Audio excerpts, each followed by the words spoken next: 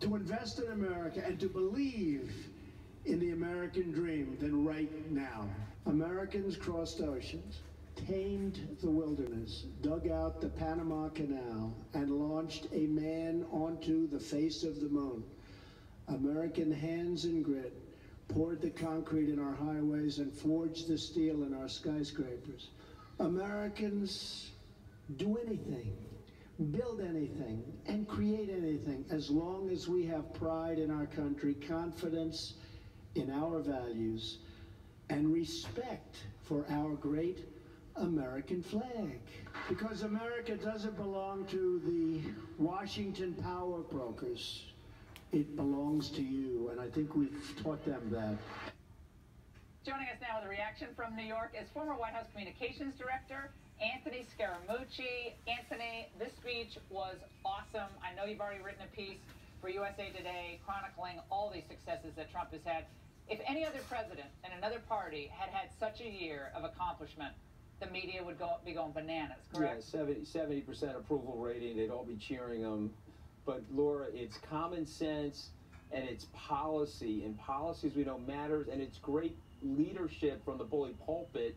He's encouraging people that actually don't even like him, like Tim Cook, to invest in America because it makes so much common sense and it's so commercially sound. That's the reason, Laura.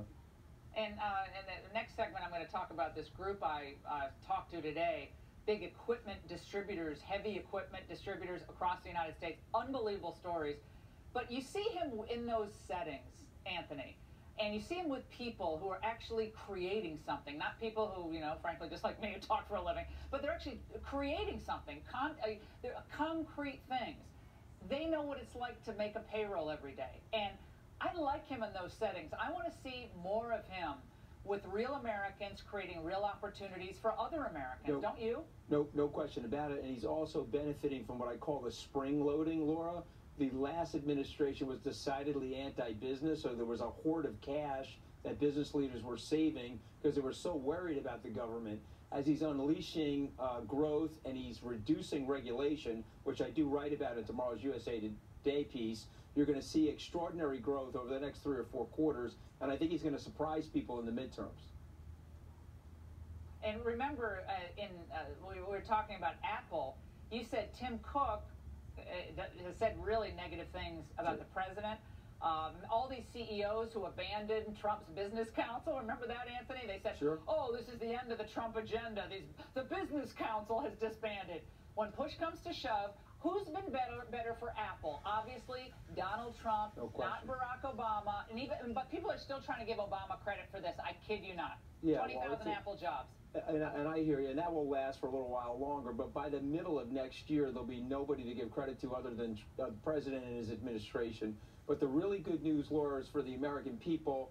Watch how consumption starts to improve now as each American, both middle-class families, lower middle-class families, have extra disposable income in their pockets. That'll set off the virtuous circle that we often talk about in the economic world.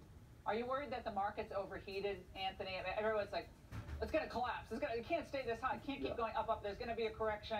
How bad could that be? So over 30 years that I've been in Wall Street, one of the big metrics that I look at is the price of the market relative to GDP. That's starting to trend a little high. We're in that like 175% zone, Laura. But the very, very good news is that you're seeing a big increase in corporate profitability and growth. And so next year's earnings will probably support current asset prices. So at these levels, I'm totally okay. We'll have to see what happens over the next couple of months if it continues to go up. You know, and Anthony, you mentioned this, but a lot of people don't talk about it, is the repatriation of capital, profits back to the United States. Wall Street Journal did this yesterday, $2.5 trillion overseas, 311 companies. It's now starting to come back. And the Feds say they're going to get upwards of $350 billion in taxes just from that repatriation. We're not even talking about how significant that figure is. That's wild. It's amazing, and what viewers need to know is that there's a terrific multiplier effect off of those numbers. So as that money comes back into the economy, it can be used for infrastructure, rebuilding airports, rebuilding roads, the electrical grid. There's a whole host of things that can happen now as a result of good economic policy. Awesome. I can't wait to see your piece tomorrow, USA Today. I'm going to post it on LauraIngraham.com and beyond. Anthony, thank you so much for that analysis. And what I learned today, I just mentioned it, from people on the forefront of this economic resurgence when we come back.